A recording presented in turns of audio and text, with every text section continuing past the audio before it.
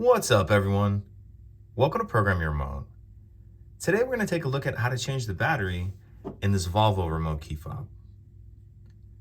So the first thing we need to do in order to access the battery is remove this emergency key that's in the bottom of the fob.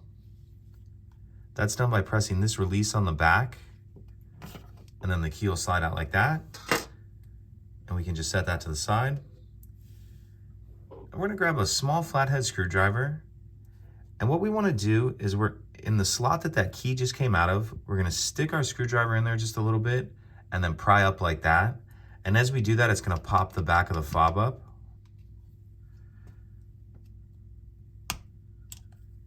So you just want to get it started like that. And then after it's started, you can kind of come over here and get on the edge of it like that. And then go ahead and pull this part out. And the batteries will be in the back of the case, but sometimes they kind of fall out as these ones did rather. And these are going to take two CR2430 batteries. And these ones actually don't need to be changed, but we're just going to kind of go through it.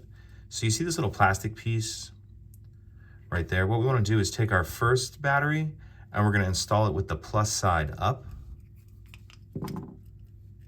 Like that. Then we'll kind of put that little plastic piece down. And this one we're going to install with the plus side down. Like that. So you have your batteries in there.